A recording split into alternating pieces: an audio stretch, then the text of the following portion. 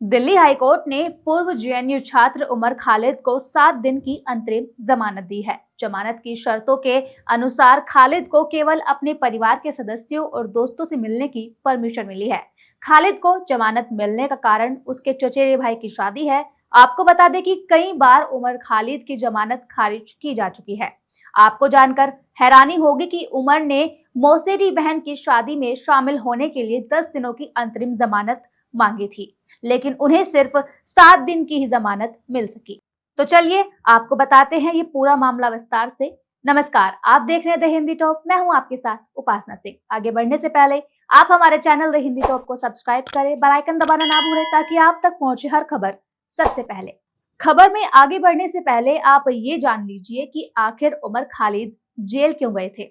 बात फरवरी 2020 की है, जब उमर खालिद पर दिल्ली के उत्तर पूर्वी इलाके में हुए दंगों की साजिश रचने का आरोप लगा था और उन्हें गिरफ्तार किया गया था।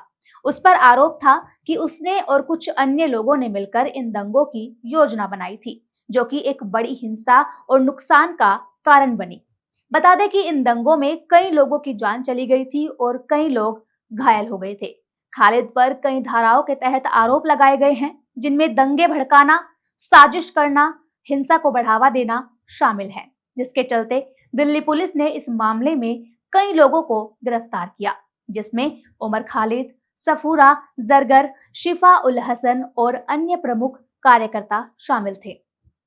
2020 में गिरफ्तार हुए उमर खालिद ने अपनी जमानत याचिका में बताया कि वो 1 जनवरी 2025 को होने वाली अपनी चचेरे भाई की शादी में शामिल होना चाहता है। इसके अलावा उन्होंने कहा कि 30 और 31 दिसंबर को हल्दी और मेहंदी का कार्यक्रम होना है। खालिद ने अदालत से अपील की थी कि उसे वो इन कार्यक्रमों में शामिल होने के लिए कुछ दिनों की जमानत दे दे। उसके अनुसार इन कार्यक्रमों में उनके परिवार और रिश्तेदार सभी लोग शामिल होंगे। वो अपनी बहन और बाकी सब से मिलना चाहते हैं, क्योंकि उनकी बहन अमेरिका से दिल्ली आ रही थी, जिसके लिए उसने 10 दिन की जमानत की मांग की थी, लेकिन हाईकोर्ट ने उसे 7 दिन की अंतरिम जमानत दी, जिसमें कुछ शर्तें भी रखी गई। शर्तें ये कि खालिद को दिल्ली से बाहर जाने की अनुमति नहीं होगी। उन्हें केवल अपने परिवार के सदस्यों, रिश्तेदारों और दोस्तों से मिलने की अनुमति दी जाएगी। इसके अलावा उन्हें सोशल मीडिया का उपयोग करने की भी अनुमति नहीं मिली। उसे अपने चचेरे भाई की शादी के कार्यक्रमों में ही शामिल होने की अनुमति है। इसके अलावा उसे किसी भी प्रकार के सार्वजनिक गतिविधियों जैसे कि रैली या विरोध प्रदर्शन में भाग लेने की अनुमति नहीं मिली है। खालिद को जमानत मिलने के बाद अदालत ने यह भी कहा कि यदि वो इन शर्तों का उल्लंघन करता है तो उसकी जमानत वापस ली जा सकती है। बताते चले, उमर खालिद की गिरफ्तारी और जमानत पर लगातार विवाद होते रहे हैं।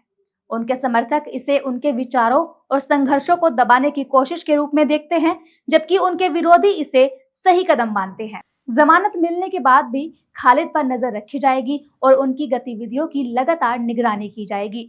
लेकिन इस जमानत से जुड़े मामले ने एक बार फिर से दिल्ली दंगों के मामलों को चर्चा में ला दिया है। इस फैसले का प्रभाव राजनीति में भी देखा जा सकता है, क्योंकि ये एक ऐसा मामला है जो सार्वजनिक तौर पर संवेदनशील और विवाद से भरा हुआ है। अब ये देखना होगा कि अदालत द्वारा दी गई शर्तों का खालिद पालन करते हैं या नहीं।